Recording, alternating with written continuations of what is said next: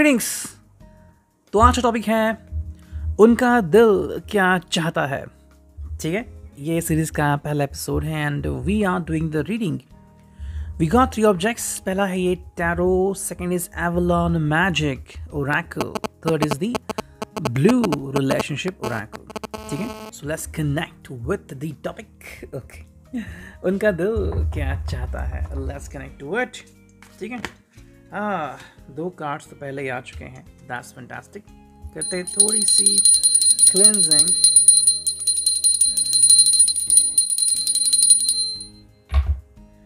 अब देखते हैं और हमें क्या कार्ड्स मिलते हैं। उनका दिल क्या चाहता है। ठीक है, ओ ये कार्ड्स आ चुके हैं and we got the objects, that's it. चलो इसको रखते हैं हम साइड में एंड अब देखते हैं कार्ड्स 1 by 1। ठीक है, I hope you could see the cards the way they are present. ठीक है, देखो पहला कार्ड जो यहाँ पे दिख रहा है वो है night of swords, Gemini, Libra, Aquarius. ठीक है, ये जो साइन कम्युनिकेशन के कार्ड्स होते हैं एंड यहाँ पे ये पर्सन कम्युनिकेशन करना चाहता है, लेकिन मेरे हिसाब से ये पर्सन कुछ चीज़ें क्लियर करना चाहता है। अगर आपने अपनी दिल की बात इनको साफ साफ नहीं कही है, किसी कारण से इनकी आपसे बात अधूरी रह गई है, आप इनका कहना नहीं मान रहे हो, ये जो कह रहे हो आप तक नहीं पहुंचना है, तो वो सारी चीज़ें आपके साथ मिलके वो क्लियर करना चाहते हैं। सेकेंड जो कार्ड है यहाँ पे वो है एस ऑफ सोर्ड्स। ठीक है, जो कि है भाई अगेन जेमिनाई, लिब्रा, एक्वेरियस। यहाँ पे एक शुरुआत या फिर हम कहे पहल करना चाहते हैं। और पहल का मतलब ये है कि अब तक अगर आपने कहा हो कि ठीक है आप आइए मैं बात करता हूँ या करती हूँ, ठीक है, तो मे बी इन्होंने आपके थ्रू ये आने वाले मैसेज का वेट किया होगा, या तो आपने हाल ही में उनको कहा होगा कि भाई आप आइए फिर हम बात करते हैं, या तो इन्होंने आपका वेट किया और आप नहीं आए, इसकी वजह से चाहते हैं कि एक नई शुरुआत करें। दोबारा से शायद आपको मैसेज कर सकते हैं कि हमें मिलना है और कुछ बातें क्लियर करनी है। ठीक है, नेक्स्ट जो कार्ड है वो है judgment. As you can see, judgment इसी के लिए आ गए हैं कि कहीं ना कहीं पे चाहते हैं कि ये अंडरस्टैंडिंग क्लियर हो जाए। कई बार दोनों साइड की बातें हम सुन नहीं सकते, सिर्फ अपना फैसला सुनाते हैं कि हमारे हिसाब से कौन सी चीज़ सही है और कौन सी चीज़ गलत। ठीक है, ये यूँ हो गया कि आप अगर अपने घर में हो तो घर में कैसे रहना है, घर में कौन सी चीज़ें आएंगी ये आप तय करोगे, लेकिन वही दूसरे पर्सन को भी ये हक है कि उसके घर में वो क्या करे।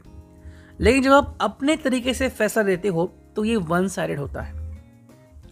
तो कहीं ना कहीं अगर आपने जजमेंट पास ऑन कर दिया है तो क्या ये सही है, क्या आपने उनकी बात सुनी थी, या फिर कहीं पे गलत फहमी हो गई है, ये सारी बातें क्लियर करने के लिए पर्सन शायद आपसे मिलना चाहता है। द वर्ल्ड, यानी कि भाई इस पर्सन के लिए दुनिया का क्या मतलब है, क्या आप इनकी दुनिया हो, अगर हो तो आपके बिना उनको कैसा लगता है, और अगर आप इनके कांटेक्ट में हो तो कितने खुश हैं, ये सारी बातें आपसे शेयर करना चाहते हैं। नेक्स्ट कार्ड है 9 of swords, Gemini, Libra, Aquarius. अगर आप हो तो ज़िंदगी में बहुत सारी खुशियाँ हैं, नहीं है तो इतना गम है जो आप सोच भी नहीं सकते।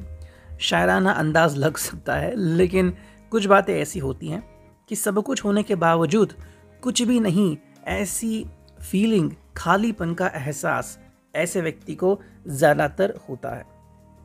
8 of cups, cancer, Scorpio, Pisces. भाई अगर आप नहीं हैं तो फिर ज़िंदगी में क्या बचा है। ये आई थिंक दिल जले आशिक लग रहे हैं मुझे, या तो हाल ही में उनका ब्रेकअप हुआ है, 1 या 1.5 महीना से ज़्यादा नहीं हुआ होगा मेरे हिसाब से। और अगर हम कंसिडर करें तो ये फीलिंग जो है कि ब्रेकअप होने वाला वगैरह, वो आई थिंक 4 महीने से शायद चलती आ रही है। ओके, और अब ये पर्सन यहाँ तक पहुँच गए हैं कि एवरीबडी कैन पॉइंट आउट कि भाई ये तो दिल जला आशिक है। ओके, ये ना कहीं ऐसा लग तो रहा है। नेक्स्ट कार्ड है यहाँ पे वो है डेथ, ट्रांसफॉर्मेशन, या फिर कि भाई थोड़े से बदलाव, लेकिन फिलहाल मेरे हिसाब से इसमें कोई बदलाव नहीं आ रहे हैं। लेकिन हाँ, लोग या फिर ऐसे कुछ लोग जो इनके बारे में सोचते हैं वो शायद कोशिश कर रहे हैं कि इनको समझाएं कि भाई जो आप कर रहे हो वो सही नहीं है, अपनी सेहत के ऊपर ध्यान दीजिए, अपने ऊपर ध्यान दीजिए। ये जो कार्ड यहाँ पे वो है चैरियट, इनके कैंसर का साइन। यहाँ पे जो कार्ड दिख रहा है कि कहीं ना कहीं भी ये चीज़ें जो है वो सही अनुपात में हो नहीं रही हैं, ठीक है। दोनों दिशाओं में 10 दिशाओं में उनके घोड़े दौड़ रहे हैं, उनके विचार जा रहे हैं, तो इसलिए फोकस नहीं कर पा रहे हैं। बिकॉज फोकस नहीं कर पा रहे हैं तो अपनी बात आपके सामने ठीक तरीके से रख नहीं पा रहे हैं, ठीक है। अब देखते हैं एवलॉन मैजिक से हमें कौन से कार्ड मिलते हैं। चलो जितने कार्ड्स आएंगे हम उतने कार्ड्स ले लेंगे, ठीक है। मोस्टली 2 या 3 ही कार्ड्स हम लेने वाले हैं। चलो देखते हैं कौन से कार्ड आते हैं, ठीक है। एक दो बार और करते हैं शफलिंग, ठीक है। ये आ गया पहला, दूसरा, तीसरा और ये चौथा, ठीक है। 4 कार्ड आ चुके हैं फ्रॉम द एवलॉन। देखते हैं अब क्या रीडिंग आती है। देखो ये आ गया पहला card, as you can see. ये तो मुझे 6 ऑफ सॉर्ड जैसा लग रहा है कि कोई या तो पीछे रह गया या फिर कोई जा रहा है सब कुछ छोड़ छाड़ के, ठीक है। इसका जो मतलब निकलता है वो भी देखते हैं हम। Live your own authentic life with courage to be your true self, renew your focus.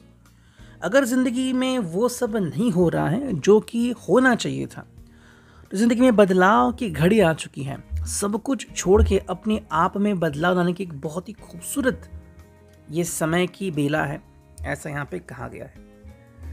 Sword, Gemini, Libra, Aquarius, कहीं ना कहीं ये एस या 10 ऑफ सॉर्ड भी लग रहा है। देखते हैं रीडिंग क्या है। ये एक्चुअली ऐसा कार्ड है, ठीक है। Be led by your own inner soul light, healing and enlightenment are within, ठीक है। भाई बाहर आपको ज्ञान बटोरने की जरूरत नहीं है, ज्ञान आपके अंदर ही है। जैसे कि ये आपसे प्यार करते हैं नहीं करते हैं, ये आपको प्रूव करने की जरूरत नहीं है। अगर आपको प्यार करे तो उनका दिल जानता है कि हाँ ये सच्चा है। देखो आप इस बात को मानोगे या नहीं मानोगे इसकी गारंटी कोई नहीं दे सकता। किसी तीसरे पर्सन ने आपके ऊपर आघात किया, कहा कि भाई ये पर्सन तो अच्छा नहीं, और आपने इसकी बात मानी, तो ये पर्सन किस काम के रहे। लेकिन अगर इनका दिल साफ है तो ये कह सकते कि भाई मैंने तो कोशिश की, तो मेरे दिल के ऊपर कोई भी बोझ नहीं है। थर्ड जो कार्ड है, as you can see, okay, इसका जो मीनिंग आ रहा है, let your love overflow, at the end of your life you will be asked how deeply did you love, ठीक है। भाई प्यार ऐसे करो कि सामने वाला खुद पूछे आपसे कि भाई इतना प्यार क्यों करते हो, या फिर कितना प्यार किया तुमने मुझसे, यू नो, कि भाई तुमने हमेशा दिल में मुझे चाहा, मुझे रखा। भाई ये तो डिपेंड है कि अगर ये पर्सन सच में आपको पसंद करता है तो ये फीलिंग उसकी हो सकती है, अगर है तो बहुत ही अच्छी बात है।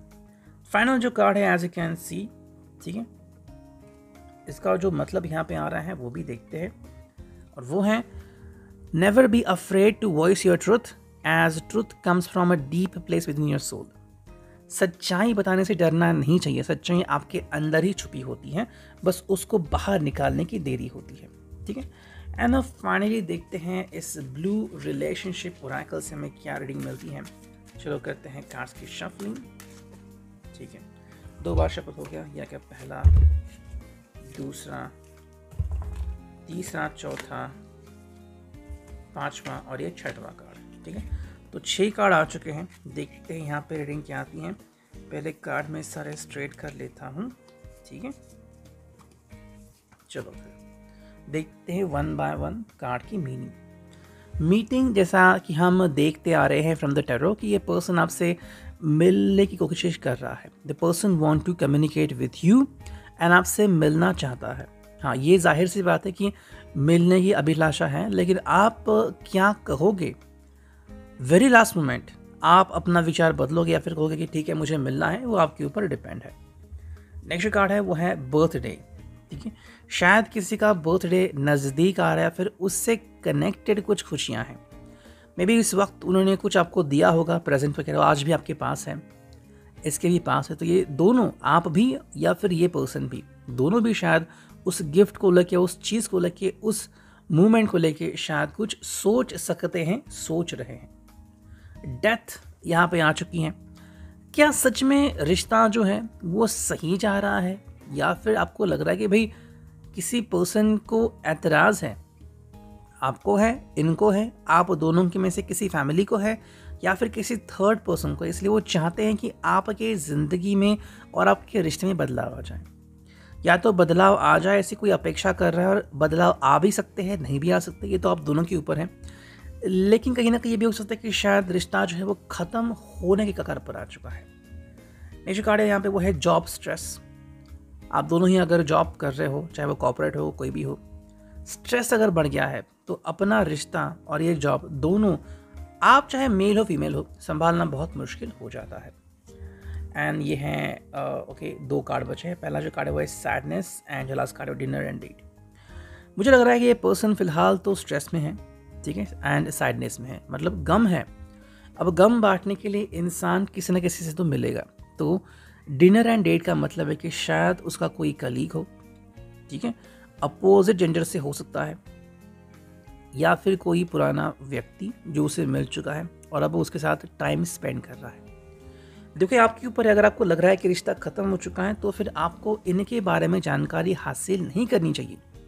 और अगर ये पर्सन चाहता है कि आपसे दोबारा से मिले तो शायद किसी ऐसे व्यक्ति से मिल रहे हैं जो इनको गाइडेंस कर रहा है। Reading, I hope it will resonate.